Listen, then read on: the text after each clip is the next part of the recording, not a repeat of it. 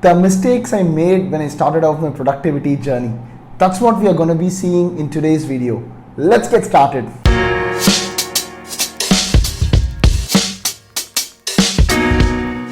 Hey folks, welcome back to my YouTube channel. I'm Praveen Ramesh, and on this channel we speak about non-fiction books, and I also speak about lessons that I'm personally learning from these books, lessons, failures, and what am I observing from these books. I find it immensely useful. I hope you do too. So as I said at the start, in today's video, we're going to be speaking about the mistakes that I made as someone who's just getting started with productivity, right? I wouldn't say I'm a noob or I'm just getting started. I've been trying to, let's say, be productive for the past 1.5 to 2 years, probably since the lockdown. And all along the way, I've grown as a person, doing a lot of these things, right? So I'm just going to speak about the 7 pitfalls that I did and the things that what am I doing to improve them, right? Those 7 pitfalls that I did in my journey, and what are the 7 things or probably 6 things that I'm doing to improve them, right? So let's get started with the first one. So taking up too many things, right? So that's the first mistake that I did. So what is taking up too many things? When I started my creator journey and when I started writing, when I started reading and things like that, my definition of productivity was filling up my day with a lot of tasks, right? It could be checking my office emails, it could be writing a blog, it could be filming a YouTube video, writing a video script, cooking at home, getting the groceries, and finally finding time to exercise and eat and all those things, right? And I thought, okay, my definition of productivity was filling up my day with a lot of these things, and boom, I was super productive. And what I quickly realized was, hey, I was doing it all wrong because I was taking up too many things with a very limited amount of time and energy I was having. So what was happening is, on Mondays or Tuesdays or certain days of the week, I felt far more energized to do these things, but 3 or 4 days into the week, I felt like, oh my god, I'm burning myself out. I would miss a routine, I wouldn't write a blog, or I wouldn't read one day, and it all started falling apart, right? So this is the first mistake that I did. So what am I doing to overcome this mistake? One, I use my energy very, very wisely. I don't focus it on too many things. So if you see currently, I kind of divide my energy primarily between 3 things. My personal life, which involves spending time with my family, my health, nutrition, and things like that, and my creator journey where I read and make these videos, and my professional journeys, which I'm paid to do day in and day out. So that's how I'm trying to overcome that. I focus only on these 3 things. Depending on which day and what my energy levels are, I kind of try to do that thing that particular day. Mistake number 2, not taking effective notes or taking too much of notes, right? So again, something that I was very excited about was noting down every little thing, writing a lot and things like that. And if you see one of the previous videos I made about the productivity hacks that you could do as a beginner, you would see that I've listed note taking as one of the things that changed the way I look at productivity. But here is what happened, right? I used to write down pretty much every little thing that came to my mind, and I would have around 15 or 20 to-dos for me to complete every day. I would complete 5, 6, 7. I would carry the rest 5 or 6 to the next day, and it all bundled up towards the end of the week. Even though I would have done a ton of things, I felt like, oh crap, I didn't do much today or this week or this month. So what did I start doing to overcome this? So every week, every Friday, at the end of every week, I kind of see, hey, what are my personal to-dos, what are my professional to-dos, and what are the other things that I have on my plate that I'm never going to do at all. It might be my might to-do list and for sure to-do list, right? I don't know if it makes sense. Might to-do list and for sure to-do list. So if I'm not going to be doing that, or if I feel that it's not important and urgent at this point in time, I just take it out of my list, and boom, I started seeing that I'm completing a lot more things than I envisioned in my head, right? So that's the second mistake that I made. Third mistake is very closely related to the first one, is taking inspiration from too many sources, right? So this was a third productivity mistake I made. So as a creator who's just getting started with my YouTube journey, I'm probably 30-35 videos old at the time I'm making these videos. I kind of see a lot of these creators who have the newsletters, who have their websites sorted, who are active on social media platforms and things like that. And I kind of keep taking inspiration from what they do, right? Oh my god, this topic is really good. Oh my god, I need a newsletter. Oh my god, I think I need to do a summary of the books that I read on Instagram as well, and all those things. And guess what? I did all of that last year. I have a blog, I started writing. I had a newsletter, I started writing again there. I started updating my website regularly. I started publishing my book notes. I wanted to do YouTube videos. And apart from all this, I also wanted to work out and eat well.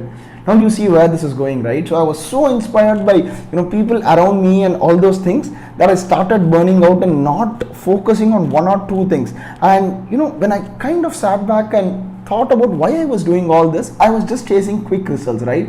I saw someone having like 10,000 followers on Instagram, I immediately wanted that. I saw someone having like 100k subscribers on YouTube, I immediately wanted that. So I stopped chasing fast growth and just started trusting the process now, because I genuinely enjoy doing these videos. I genuinely enjoy speaking about my mistakes, my failures, the books that I enjoy and all those things. And boom, now it doesn't seem like work. I really enjoy, as I'm speaking, it's like around 9 in the evening, and I really enjoy doing this, and hence I'm filming this, right? So now I've started taking things as, in smaller buckets and focus on one or two things rather than getting inspired from too many things. Fourth one, taking enough breaks, right? So this is a classic mistake that I did until very recently. And when I say recently, it was until 2 months back. I'm still in the process of figuring, when do I need a break. So here is what happens, right? So I am usually in these two zones. The first zone being, hey, I've done enough work, I think I need a break. I take a break, and then, I come back recharged. This is the first zone, and to be very honest with you, it rarely happens. The second zone is what happens. I decide that I need a break, I take a break, and I never have the motivation to come back. Because what I realized is, I either stretch myself too thin to a point where I'm too burnt out or too stretched for, energy, resources, and at times it traumatizes me that, oh my god, okay, I have to come and shoot, I have to come and write and things like that. That's because I force myself to do things when I have other priorities in my life. So I just focus my energy and time on too many things, and I end up getting burnt out without having a break, right? So what have I started doing now? So I have started taking a milestone based break.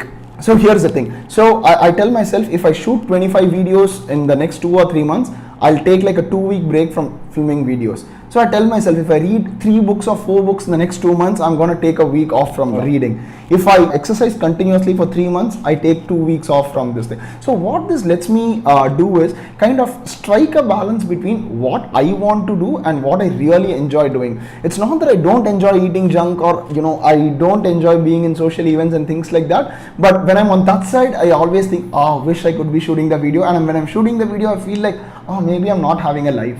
So I have to balance both these thoughts that I have. Hence, I try to strike a balance, and touch it, it's been working for me until now. Fifth one is not being flexible enough with your productivity system. Again, this is a mistake that I did, and I'm doing it as we speak. I have a routine, and it all seems very fairy, and it all seems very rosy when we get started. Wake up in the morning, do some meditation, do some workout, come back, eat healthily, write a few scripts if possible, bang it out at work, and and then come back, spend some time with family, have a nice dinner, and sleep.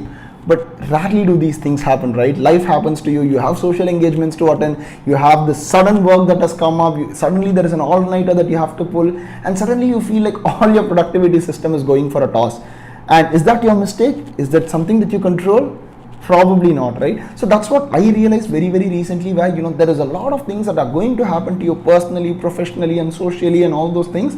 And sometimes you might just wake up thinking, I don't feel like doing it today, right? So you have to account for those days. And what I've started doing is, I've started doing work based on how I feel that day, right? Or I start doing work based, I ask this one question. I think I did another video on this, where I asked, what's the one thing that I need to do today that will make all of the things very easy for me, right? So that depends on the energy, that depends on how important that work is, and how important urgent that work is, right? So I've started doing that, and it's kind of helping me. I've been in 2 months into the journey, and touch wood, it's been helping me. Sixth one, not investing in enough tools. Right? Again, this was a classic, very conservative or a spendthrifty mindset that I had, where I thought, what, I should be never investing in tools or people, and I could do it all by myself, right? I am the best person to edit my videos, I am the best person to write my own scripts, I am the best person to design my thumbnail, or if I have to do it otherwise, I'm the best person to kind of service my own car, or whatever that means to you, right? I don't service my car, but that just came up. But what I was trying to say is, when I designed my productivity system, it was all me, and focused on me. And then I realized, what, I am good at certain things, I'm not good at certain things.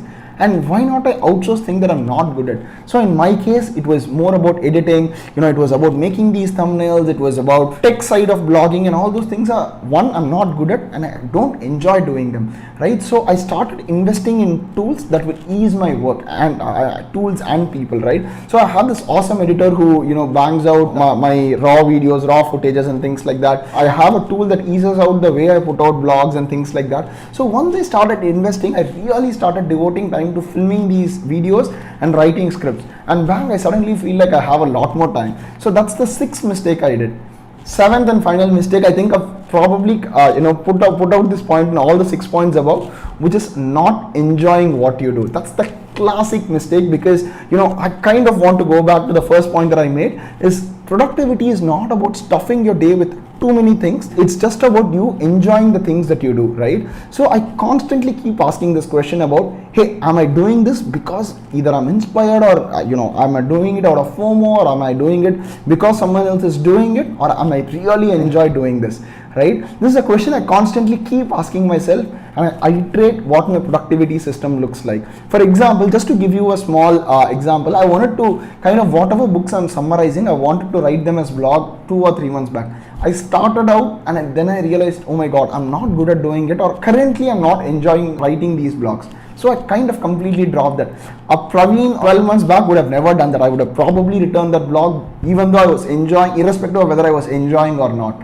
So I hope you got the drift of what I'm trying to say. So it's very, very important that you split your, if I have to summarize what we've been discussing, the major mistakes that I've been doing is not splitting my time and energy into things that matter, spreading my attention into too many things, and not enjoying the productivity system that I'm putting together. So these are the 3 broad mistakes that I did, and I'm trying to overcome that by investing in the right tools, make sure that I enjoy my process, and most of all, asking the one important question about, hey, what is the one thing that I need to do today that will make other things very, very, very easy.